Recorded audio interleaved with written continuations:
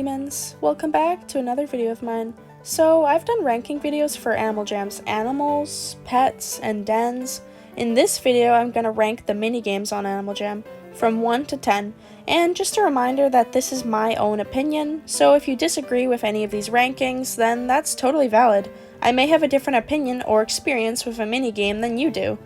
For the Animal Jam minigames, I take a few things into consideration. First is the enjoyability of the game. Do you have a fun time playing the minigame? Second is the graphics. Does the minigame's graphics or design look appealing? Third is originality. Many of Animal Jam's games are just carbon copies of other popular games and media, and that's okay. I'm not opposed to them making games based off already popular games, but what I do care about is if the minigames have something unique to make them stand out on their own, something that makes them feel like an Animal Jam game. These are what I'll mainly be looking for when ranking these Animal Jam minigames, so with that, let's get right into the video. First, let's start off with the regular games. These are the single-player games. A Puppy's Tale. This minigame is a story-driven game. The player controls the puppy and battles phantoms by drawing shapes on the screen. It's very fun and can be a challenge on hard and expert mode. I'd give it a 10 out of 10. Block Break. In this minigame, your objective is to break all the blocks by guiding the ball with a paddle in order to hit them. I'd give it a 6 out of 10. Escape the Phantoms. This minigame is an endless runner game, basically just running away from phantoms and clearing obstacles ahead of your animal. It starts off slow, but gets very fast and intense. I'd give it a 9 out of 10. Fast Foodies. The objective of this minigame is to serve food to the customers as fast as possible. It's a great game. I give it a 10 out of 10. Gem Breaker. In this minigame, your objective is to break the colored gems in order to reach the phantom gems. I'm not a huge fan of these type of games, so I'd have to give it a 4 out of 10. Jumbled Up. In this minigame, you have to find the hidden den items in a jumbled mess, hence its name. I give it a 6 out of 10. Light in the Dark. In this minigame, you drag a torch around the screen to keep the phantoms away from the candy you're protecting. It's a fun Halloween-themed game, and I'd probably give it an 8 out of 10. Long Shot. The objective of this game is to slingshot the armadillo, then it will travel through the desert through a series of environmental stages. Most of the time, you're just watching it, not doing much. It's alright. I'll give it a 4 out of 10. Overflow. The goal of this minigame is to guide the water from the ocean up to the sandcastle at the top of the screen. It's simple, but it's a lot of fun, and can get challenging as you go through the game. I give it a 9 out of 10. Pest Control. This minigame is basically just balloons, TD battles, or whatever that game was called. I remember vaguely playing it as a kid. The player must prevent pests such as ants, beetles, flies, grasshoppers, spiders, mice, and scorpions from entering. It's a solid game. I give it a 10 out of 10. Phantom Dodger. The objective of this minigame is to avoid the phantoms by sliding your finger across the screen without breaking contact. It's alright. I give it a 5 out of 10. Pillbugs. This minigame involves launching pillbugs at the blue ladybugs. This game is so boring to me. Sorry to any pillbug fans, but I give it a 2 out of 10. Postmaster. In this minigame, you have to sort all the friendship items by dragging them into the correct mailbags. It's a nice Valentine's themed game. I give it an 8 out of 10. Roll, with a bunch of exclamation marks. The objective of this minigame is to guide the rolling hedgehog across a series of floating platforms and reach the end of a gold portal. This game's alright. I give it a 7 out of 10. Sky Explorer. So, I've never played this game. Apparently it came out December 1st, 2021. I assume it was only around for a certain amount of time, but since I've never played it, I can't rate this one. Super Sweets. This game has a basic concept. There are different candies which you can connect vertically and diagonally in any direction. Depending on how many sweets you connect, you can get more damage to attack the phantoms. I love this game so much. The best seasonal minigame by far. I give it a 10 out of 10. Touch Pool. In this minigame, the player moves around their finger on top of an animal to touch and kill it. Okay, you don't actually kill it, or at least I hope not, but it gives you gems, and you can try to collect all the variants for these animals to get in-game plushies. Fun concept. I give it an 8 out of 10. Treasure Hunter. This minigame is a revamped version of Treasure Hunts, an old feature in Animal Jam before the Daily Spin. In this minigame, you navigate through a nonogram cross puzzle.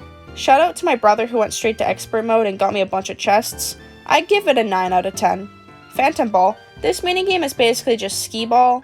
You have to try to land the ball in the colored cones. I give it a 9 out of 10.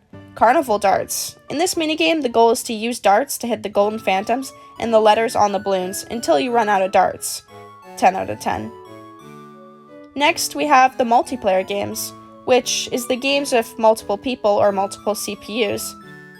Best dressed. In this minigame, you dress up as a theme the best you can. Afterwards, you vote for who looks best, and most voted player wins. I give it a 9 out of 10. Jamaa Derby. The minigame's objective is to run as a horse and cross the finish line before the opponents do. I give it a 9 out of 10. Falling Phantoms. This minigame's goal is to run and avoid the phantoms erupting from the volcano. I give it a 10 out of 10. Temple of Trivia. In this minigame, you have to answer multiple choice questions. It's pretty fun if you enjoy trivia-related games. I'd have to give it an 8 out of 10. Best Dressed. Pet version. This basically is just Best Dressed, but with pets instead of your animal. It's fun like Best Dressed, but we didn't really need it, so I'm gonna give it a 5 out of 10. Phantom Ice Caverns. This minigame is seasonal and came out September 30th, 2022. The ice finally broke in Mount Shavir, and it opened up a game. Players must search the ice caverns for the 8 missing pieces to repair the ice again. I give it a 9 out of 10. Next, we have the player vs. player minigames, which involves 2 jammers to play. Checkers. This game is just checkers and Animal Jam, and I give it an 8 out of 10. Kingpin.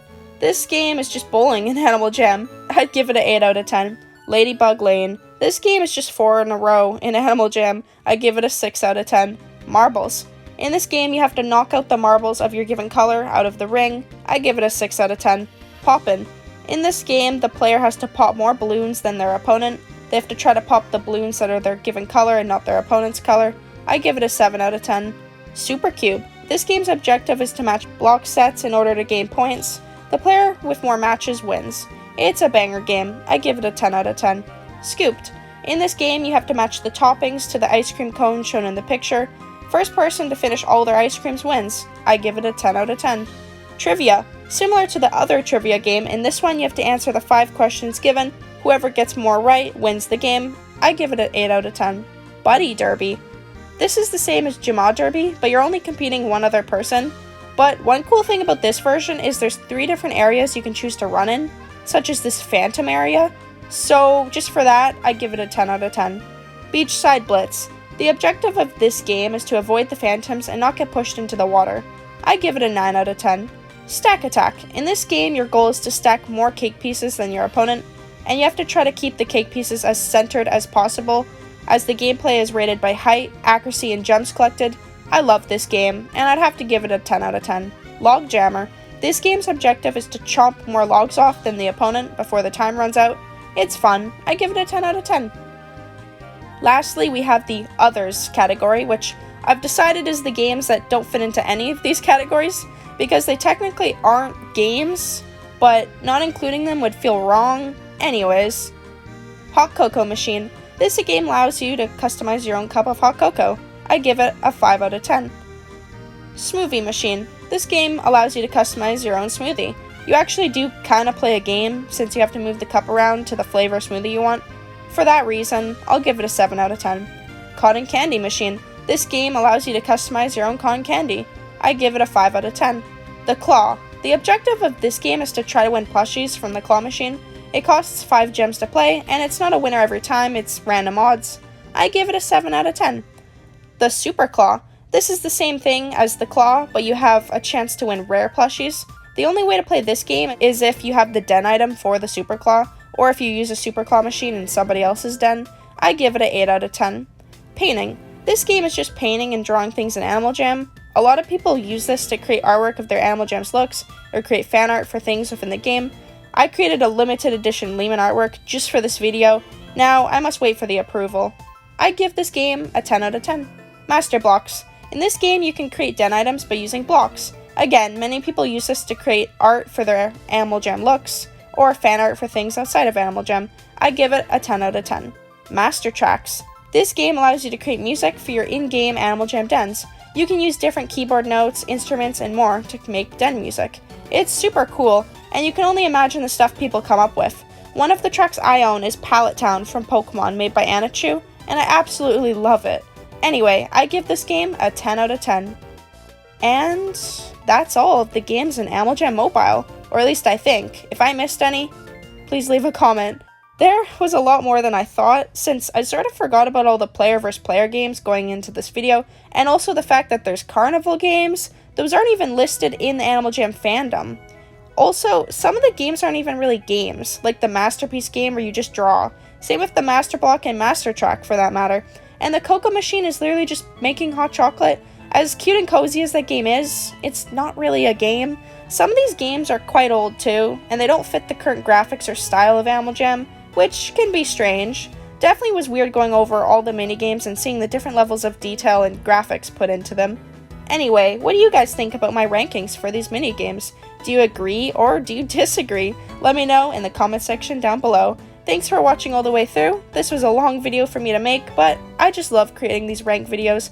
I feel joy seeing them on my channel. It's been Leamon Puppy. Subscribe if you haven't already, and I'll see you guys all next time.